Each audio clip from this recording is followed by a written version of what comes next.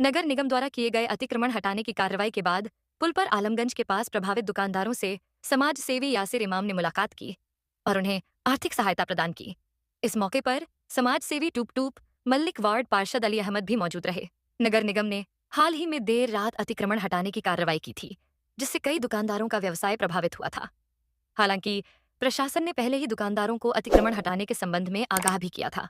इसके बावजूद जब निगम की कार्रवाई से कई दुकानदारों को नुकसान हुआ, तब यासिर इमाम ने आगे बढ़कर उनकी मदद की और उन्हें राहत प्रदान की।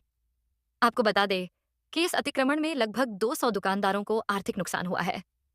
पीड़ित दुकानदारों ने समाज सेवी यासिर इमाम और उनकी टीम का आभार व्यक्त किया और उम्मीद जताई कि आगे भी वे इसी तरह जरूरतमंदों की सहायता करते रहेंगे। दुकानदारों की मांग है कि ईद तक दुकानदारों की दुकान को रहने दिया जाए, ऐसे ताकि ईद में दुकानदारों की व्यवसाय अच्छे से हो सके, जिसके बाद प्रशासन की तरफ से यह राहत प्रदान की गई है। नहीं, अतिक्रमण है तो हटाया जाए, लेकिन इससे पहले नोटिस दिया जाए, दुकानदार को बताया जाए। आप बताएंगे मैक के माध्यम से और रात में अंधेरे में आप सबको उजाड़ देंगे, ये गलत हुआ। इनको तरीके से सिस्टम के अंदर करना चाहिए था ये चीज़।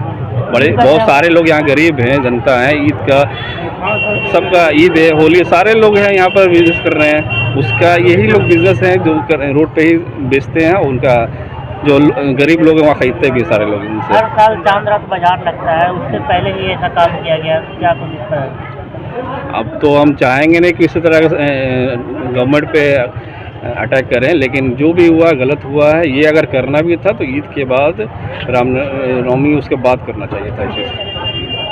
देखिए, फेसबुक के माध्यम से मैं लाइव आया था, बहुत सारे लोगों ने शहर के देखे। उसमें यासिर भाई भी हमारे मित्र हैं, हमारे क्लासमेट हैं, हम लोग इंजीनियरिंग एक ही कॉलेज से एक बैच में किए हैं। तो उन्होंने हमको फ़ोन किया, संपर्क किया और हमसे जानकारी ली।